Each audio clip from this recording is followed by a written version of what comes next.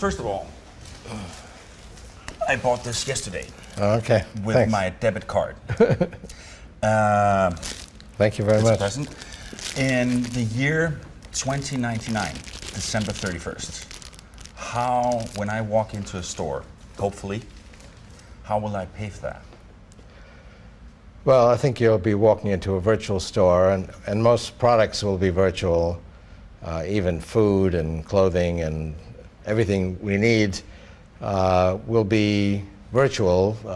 The era of three-dimensional printing is already coming, and we'll be able to download a design for clothing and then print it out, and there'll be open source forms of information, so open source clothing that you can download and then print out with three-dimensional printers at a few pennies per pound. So well before 2099, just about all the physical things we need will be information files. So already I can email you a book or a movie or a sound recording, and I can actually email you today a violin or a guitar, and you can print it out on your three-dimensional printer. There's a band that has all three-dimensional 3D printed instruments. Yep. Pretty soon, all the physical things we need, certainly by the 2020s, will be information files. And you'll pay for these with online forms of purchasing, and you'll be able to buy them on online stores. I mean, already online shopping, even for things that we don't print out, is ubiquitous. And that's growing very rapidly, and physical retail is coming down. Yep. People still like to go in to feel the clothing and try it on themselves, but we'll be able to take a three-dimensional scan of our bodies and actually see in 3D an avatar of ourselves and see how the clothes looks. And we won't be limited to just the things on the rack and, oh, I love this shirt, it's not available in my size. You'll be able to design, see the clothing on your avatar, then actually have it printed out in not only the right size, but in the exact shape for your body. So what about the very real pleasure that I personally get from champagne? Will that be gone? Well, virtual reality is another emerging technology. So already we can do what we're doing now in terms of being together. And there's technologies, rather than just sort of having images on a screen, like with Google Hangout, I can actually sit and look around you and feel like I'm together. There are primitive forms where we can touch each other. Once virtual reality goes inside our brains, and that'll be here by the late 2020s, and basically, I mean, my brain doesn't directly feel things. There's signals going into my brain. We can actually trap those signals and actually send into the brain signals representing a virtual environment. And so the computer will actually create the environment, and then we can be virtual actors in a virtual environment and do any of the things we do in real reality, like be together, hug each other, whatever, in a virtual environment. We can eat in a virtual environment and have that sensual experience, because our brain is receiving these signals as if they were coming from the real world, but it's actually the virtual world. You'll have a body in the virtual world, but it doesn't have to be the same as your physical body. So if you go into something like Second Life today, already people have avatars representing them, and they can look different. Now the avatars over here, although psychological experiments show that people actually identify with that avatar, but in the future it'll actually be like, this is my body and like I'm looking, but I'll actually have a different body.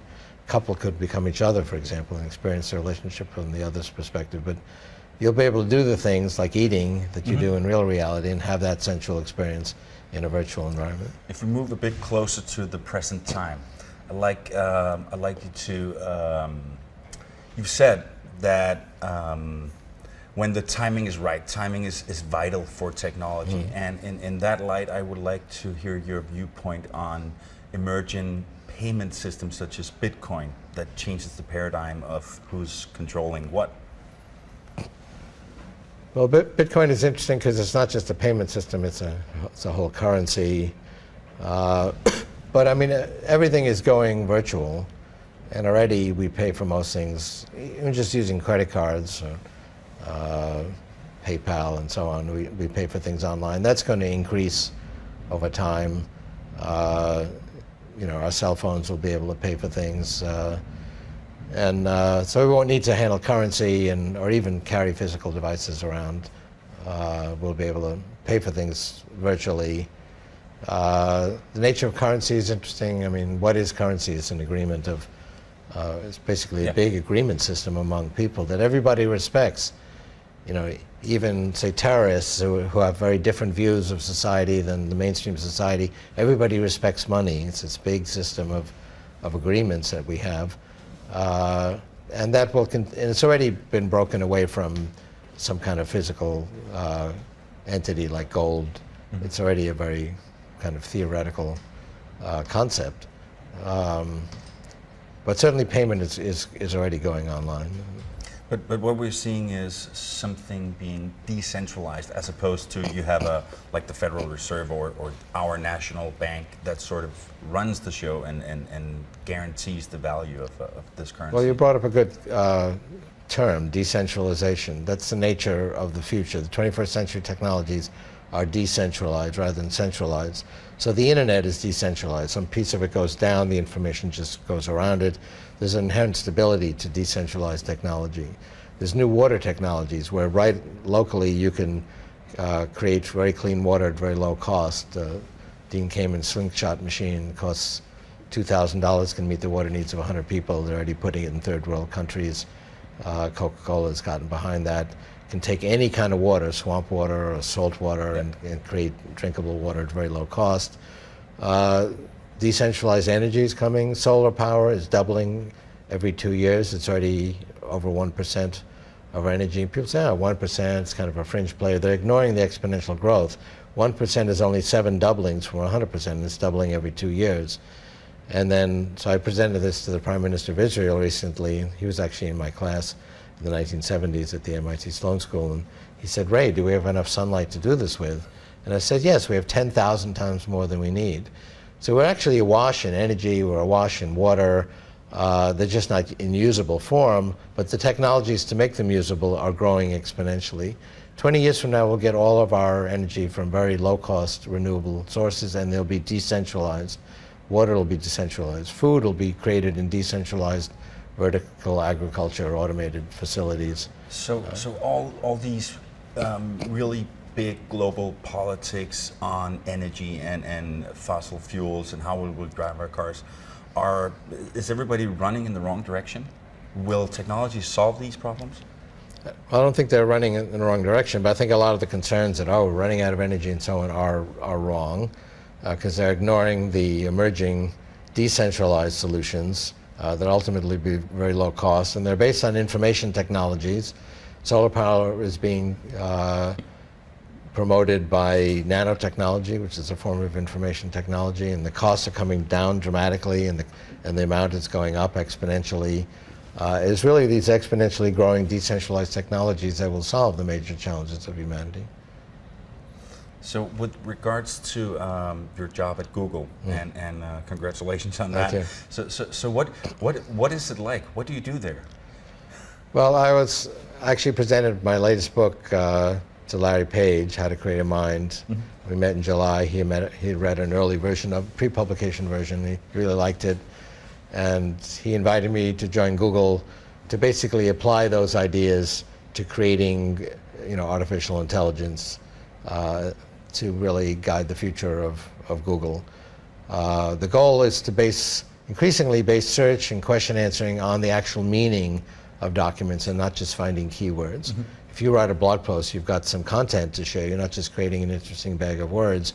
We would like to actually understand and model the semantic meaning of your blog post and all the other billions of pages on the web and all the billions of book pages, and so that you can actually talk things over with your search engine. It will really understand at a deep level what you're looking for, and will understand all the information that's out there and find information not just based on keywords. A lot of people at the moment seem concerned about privacy, and you have this, people I think see them as the sort of evil machines that knows everything about me, and especially the company that you work for knows tons about me and privacy.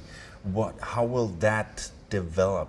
Will I just have to say, okay, when I'm not in a Swedish forest and totally not connected, it's goodbye privacy, or? Well, not at all. I mean,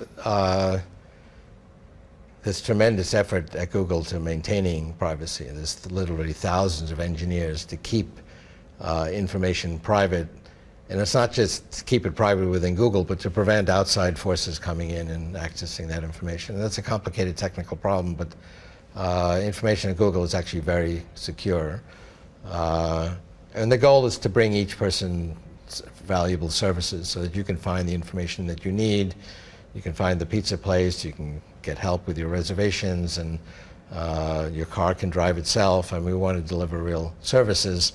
It's not the intention to invade privacy. It's actually a very great trust. 500 million people use Gmail, and so Google takes that very seriously and wants to provide services that you want without using the information for anything else. And, so I'm not the expert on explaining the privacy policies, but that is the goal, is to provide valuable services and to maintain the security of this information. Going back to the champagne, could you try and be very specific and how will I pay for it? What will be the currency? What's the method? I think currencies are evolving. I mean, there's a particular algorithm behind Bitcoin, and whether that really holds up or not is unclear, but I think we will have decentralized forms of currency. Bitcoin is an attempt to create a decentralized currency that's not controlled by countries. I think we'll have emerging currencies like that. We already have, there's thousands of different stocks you can buy. That's a form of currency, and those are decentralized. And so it's hard to predict what will catch on, but I think it will be decentralized. And artificial intelligence will note that you bought a product and will adjust accounts accordingly. There's going to be a lot of open source information. Three-dimensional printing will print out the things we need. And so take clothing, there's going to be hundreds of thousands of really cool designs you can download for free, print out for pennies per pound on your three-dimensional printer. I can email you, oh, here's this great new shirt, and I can email it to you and you can print it out. People will still spend money for proprietary forms. We see that already in music and movies and books. There's millions of those free products that you can have a very good time with, but people still spend money for the latest blockbuster or for Harry Potter or for music from their favorite artist. You have a coexistence of open source and proprietary forms of information, and that will be true in every industry. So what in this virtual world, what will value be? Like, because you're talking about that the price of everything drops, and you can sort of, whenever the whole world is digitized, you could just... Well, it's for proprietary forms of information. I mean, look at music, movies, and books as a forerunner of that. That's pure information, and you spend money for a book, and you get it as an ebook, and it's just information. Now, there's also free books, and there's millions of free books. You could never finish reading all the free books. You still spend money for proprietary books because you want to read that book. And you're going to spend money for a hot design from the latest hot designer for clothing, even though you can get very good free designs. And you're going to have this coexistence of open source and proprietary forms of information. And that's the nature of value, information that people want to acquire and are willing to pay for. All right, great. Thank you very much. This bottle, when I went and bought it, I went into the store and said, do you have a champagne that will keep till 2099? And he said, that's hard, that's a long time, you need to store it just right. But this is a 2004, I drank one just the other day. He said, it keeps well. Okay. Do you think that you'll be able to enjoy that bottle at that time? Well, if not, we'll create one just like it.